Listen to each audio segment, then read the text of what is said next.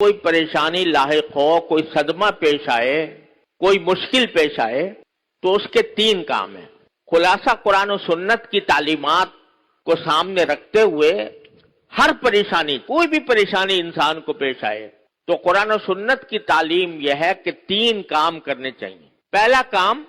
اس پریشانی کو دور کرنے کے لیے جو کچھ اپنے بس میں ہے وہ کوشش کرے، صرف دعا پر اکتفا نہ کرے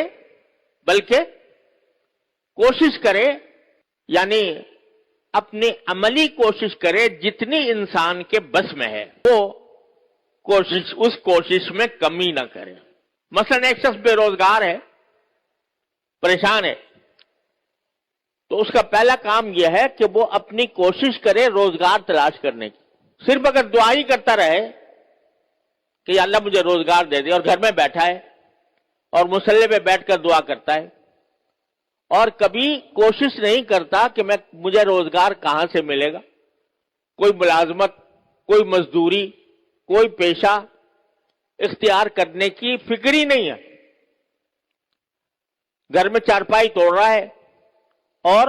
کوئی حرکت نہیں کرتا، صرف دعا کرتا ہے کہ یا اللہ مجھے روزگار دے دے، تو یہ ایک مسلمان کا کام نہیں ہے۔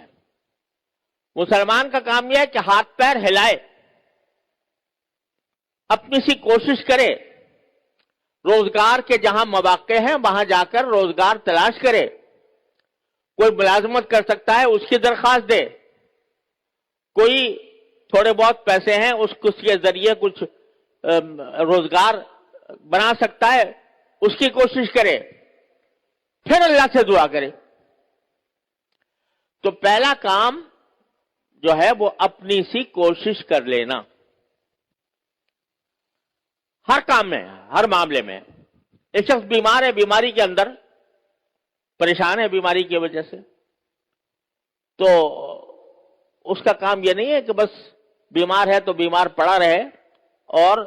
صرف دعا پر اتباع کرے، بلکہ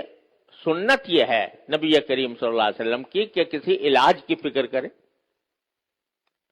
اپنی سی کوشش جو بیماری کو دور کرنے کی ہو سکتی ہے وہ کرے، اور پھر دعا کرے، اللہ تعالیٰ کی طرف رجوع کرے۔ بھروسہ اس کوشش پر نہیں، بھروسہ اللہ تعالیٰ کے قدرت پر، اس کی رحمت پر ہے۔ اپنی کوشش اس لیے ہے کہ میرے اللہ نے مجھے حکم دیا ہے، میرے اللہ نے یہ کہا ہے کہ ہاتھ پاؤں باندھ کر نہ بیٹھو، کوئی کوشش کرو، کوئی قدم بڑھاؤ، اور اس قدم بڑھا کر پھر اللہ پر بھروسہ کرو، پھر اللہ سے دعا کرو۔ اجملوا فی الطلب وتوکلوا علیہ، اپنی سی جتنی کوشش تمہارے بس میں ہے وہ کر گزرو، اور اس کے بعد اللہ تبارک و تعالیٰ پر بھروسہ کرو، اس سے مانگو کہ یا اللہ میرے بس میں تو اتنا کام تھا کہ میں یہ ہاتھ پاؤں چلا لیتا، لیکن اس عمل کو مؤثر بنانا وہ آپ ہی کے قبضہ قدرت میں ہے، آپ کے سوا کوئی نہیں کر سکتا۔ اپنی سی کوشش، اللہ پر بھروسہ، اللہ تبارک و تعالیٰ سے دعا اور انابت، اس کی طرف رجوع، یا اللہ یہ کوشش کی ہے، اس کو کامیاب بنانا آپ کی قدرت میں ہے، اپنی رحمت سے اس کو کامیاب بنا دیجیے۔ تیسرا کام ہے رضا بالقضاء، کہ اب میں نے اپنا کام کر لیا،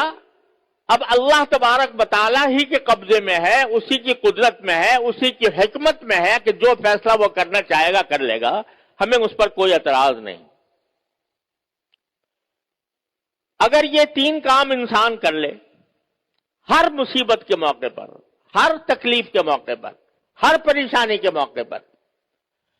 تو کیا ہے کہ اس پریشانی کا سد باب ہو جائے گا۔ اپنی سی کوشش، اللہ تعالیٰ سے رجوع اور دعا بھی اہتمام کے ساتھ، اور پھر کہہ دیں یا اللہ میرے بس میں اتنا ہی تھا، میں نے کر لیا، اب اس کو انجام تک پہنچانا وہ آپ کا کام ہے، آپ جو فیصلہ کریں گے اسی پر میں راضی ہوں۔ اگر میں بے روزگار ہوں اور روزگار کے لیے میں نے